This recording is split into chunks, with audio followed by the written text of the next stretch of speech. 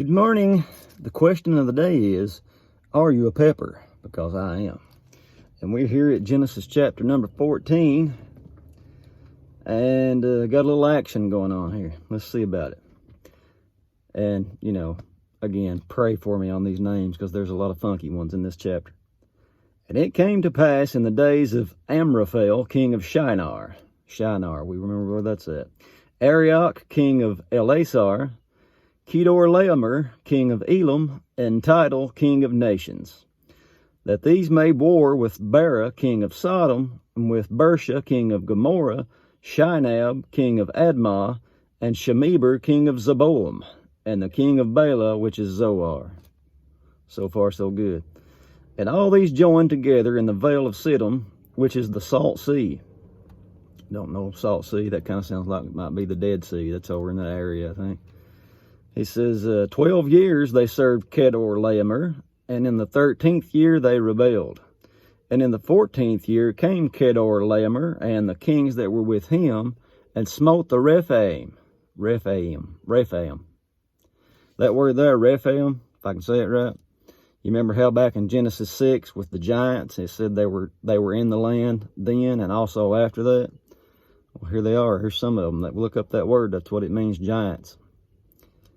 And certainly they were there in the land when Israel goes in, and maybe that was some of this crowd here. But it says they were in Ashtaroth, Karnaim, and the Zuzim in Ham, and the Emims in Shava, Kiriath, Aim, and the Horites in their Mount Seir, until El Paran, which is by the wilderness. Good night. Got to be over by Booger Branch somewhere, don't it? And they returned and came to En-Mishpat, which is Kadesh, and smote all the country of the Amalekites, and also the Amorites that dwell in Hazazon Tamar. And there went out the king of Sodom, and the king of Gomorrah, and the king of Admah, and the king of Zeboam, and the king of Bela, the same as Zoar, and they joined the battle with them in the vale of Siddim. With Kedorlaomer, the king of Elam, they like repeating all this stuff a million times, don't they? And with Tidal, king of nations, and Amraphel, king of Shinar, and Arioch, king of Elasar, 4 kings with 5. So you got 4 against 5, I guess. And the vale of Siddim was full of slime pits, and the kings of Sodom and Gomorrah fled, and fell there, and they that remained fled to the mountain. And they took all the goods of Sodom and Gomorrah, and all their victuals, and went their way. Watch this. And they took Lot. There's a little point of turning there. You remember that guy, don't you? Remember how he looked and saw the plain, and how it was well-watered, and it looked pretty, and that's where he wanted to go, where here he's already in trouble. It says, he took Lot, Abram's brother's son, who dwelt in Sodom, and his goods, and departed. And there came one that escaped out all that mess, and he comes and he tells Abram. It says, he told Abram the Hebrew. First time you see that word, because Abram's the first. He's the patriarch. It says, for he dwelt in the plain of Mamre, the Amorite, brother of Eshcol, brother of Aner, and these were confederate with Abram. That means they were with him on his side. It says, and when Abram heard that his brother was taken captive, he armed his trained servants, born in his own house, 318, and pursued them unto Dan. Remember, we've already talked about how a big a man Abram is. He had all the silver and gold and all that stuff. He's got 318. This just ain't regular servants. This is like a trained army, not counting all the regular servants. So he's got this huge operation, but even still, he's going against, 4 or 5 kings and their armies. But he's got something they don't. He's got the Lord. It says, and he divided himself against them, he and his servants, by night, and smote them, and pursued them unto Hobah, which is on the left hand of Damascus.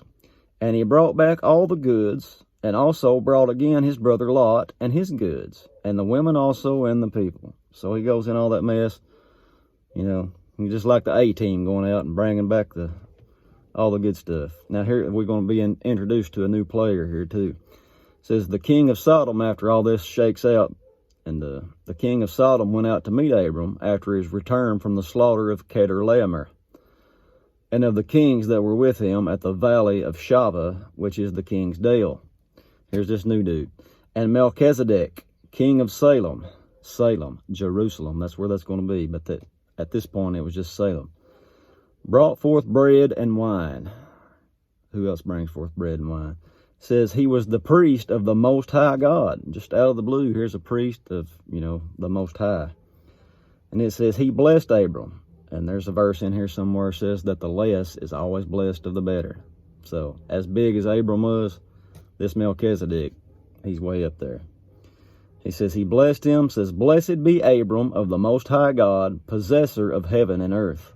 And blessed be the Most High God, which has delivered thine enemies into thy hand. And he gave him tithes of all. That's the first time you see that. A lot of firsts going on here. Tithes, all that means is a tenth. And Abraham had a lot of stuff, so a tenth of all his stuff would be a bunch, wouldn't it? He gave that to this Melchizedek. That's the first time you'll see this tenth again pop up with Jacob when he's coming back from his ordeal. And then it comes again in the law. And we'll deal with that when we get to it. But there's the first place it pops up.